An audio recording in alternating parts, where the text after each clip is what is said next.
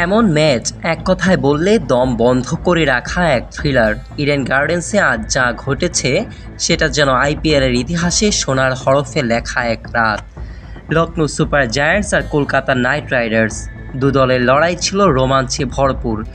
Lucknow bat করতে নামে আর শুরুতেই বাজিমাত করেন মিচেল মার্শ আর আইডেন মার্করাম। মার্শ খেলেন ৮১ রানে দুর্দান্ত ইনিংস, কিন্তু আসল ঝড় তো তখনও আসেনি। কার কথা বলছি জানেন? Nicholas Pooran. ৩৬ বলে ৮৭ রান, ৮টা বিশাল ছক্কা এসেই যেন কলকাতার বোলিং লাইন আপকে উড়িয়ে দিলেন। লখনৌ তুলে ২০ ওভারে ২৩৮ রানের বিশাল সংগ্রহ। টসে হয়ে ব্যাট করতে নামে লখনৌ, আর শুরু থেকে মার্শ ও মার্করামের ব্যাটে আগুন ঝরে। মার্করাম ৪৭ রান করেন মাত্র ২৮ বলে।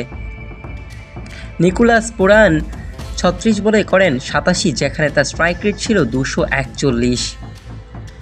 পুরান ছিলেন সত্যিকারের গেম চেঞ্জার।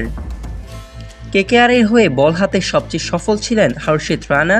৪ ওভারে ৫১ রানে ২ উইকেট, একটি করে উইকেট পান আন্দ্রে রাসেল। তবে বাকিদের জন্য দিনটা ছিল ভীষণ কঠিন।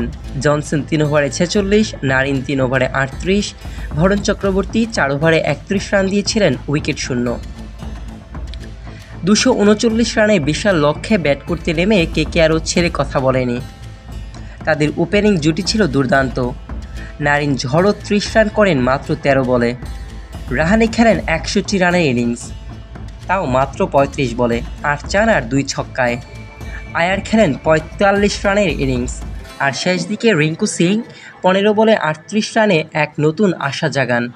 কিন্তু শেষ পর্যন্ত মাত্র ৪ রানেই হারতে হয় কলকাতা নাইট রাইডার্সকে। শেষ ওভারে জয়ের জন্য কলকাতার প্রয়োজন ছিল ২০ রান, কিন্তু সেই ২০ রান আর হয়নি।